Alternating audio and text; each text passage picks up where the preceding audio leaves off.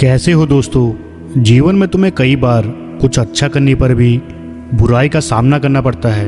आखिर ऐसा क्यों होता है, जानेंगे आज के इस क्रमांक में। अक्सर कई बार तुम लोगों की सहायता करते हो, उनके लिए अच्छा करते हो, किंतु उसके बदले में तुम्हें हमेशा बुराई ही मिलती है। तुम्हें हमेशा निंदा का सामना करना पड़ता है। अगर तुम्हारे साथ भी ऐसा होता है तो ध्यान से सुनो। तुम्हारा फर्ज है दूसरों की मदद करना, या जब भी किसी ज़रूरतमंद को तुम्हारी ज़रूरत है उसकी सहायता करना। लेकिन उसके बदले में अगर तुम दूसरों से अच्छाई की अपेक्षा रखते हो तो तुम खुद को दुखी करने वाले काम करते हो।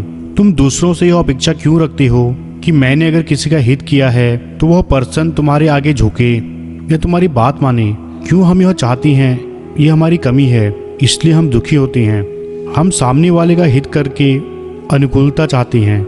हमें सामने वाले से अनुकूलता की जरूरत नहीं है, बल्कि परमात्मा हमें अनुकूलता देंगे। यह लोग वैसे भी हमें अनुकूलता नहीं दे सकते।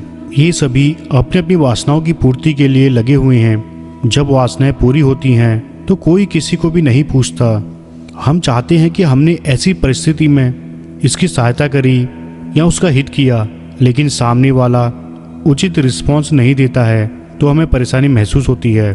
तो हमारी समस्या की जो जड़ है वो है रिस्पॉन्स। तो पहले इसे हटाओ।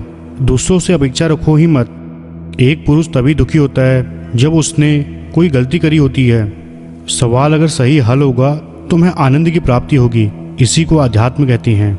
इसका परिणाम कभी भी गलत नहीं होता, क्योंकि अध्यात्म ही परमात्मा है। जब तुमने किसी का हित किया और बदले में जब तुमको उचित अनुकूलता नहीं मिलती है, तब तुम्हें लगता है कि यार हमने जो सब किया वह सब व्यर्थ चला गया। किंतु ऐसा नहीं होता। सब व्यर्थ नहीं गया है। परमात्मा सब देख रहा है। अब तुम परिश्रमी हो, दूसरों का हित करते हो, तो तुम सिर्फ भगवान से चाह रखो। तुम्हें किसी पर्सन से रिस्पॉन्स की जरूरत नहीं है। परमात्मा ने तुमको इस काबिल बनाया है कि तुमने अगले का हित किया, उसका जीवन बेहतर किया, तो उससे रिस्पॉन्स की उम्मीद मत रखो। यह सोच रखो कि नेकी कर दरिया में डाल। यह सोच रखोगे तो हमेशा हृदय में आनंद से भरे रहोगे। यह दुनिया वैसे भी स्वार्थी है। हर कोई स्वार्थ के लिए लगा हुआ है। यहाँ किसी से अपेक्षा रखना तुम्हें दुखी ही करेगा। अगर तुम बिना किसी स्वार्थ के दूसरों का हित करते हो, बिना यह सोचे कि आपको बदले में कुछ मिलेगा, तो तुम्हें कभी भी दुख नहीं होगा। तुम्हें भगवान ने प्रेरित किया किसी का हित करने के लिए, और तुम्हें उनसे कुछ चाहिए भी नहीं। यकीन मानिए, तुम्हें सिर्फ सुख ही मिलेगा। सुख दुख सब मनुदशा का खेल है। तुम्हें प्रभु ने इतना काबिल बनाया, तभी तुमने दूसरों की हेल्प करी, वह भी निस्वार्थ भाव से।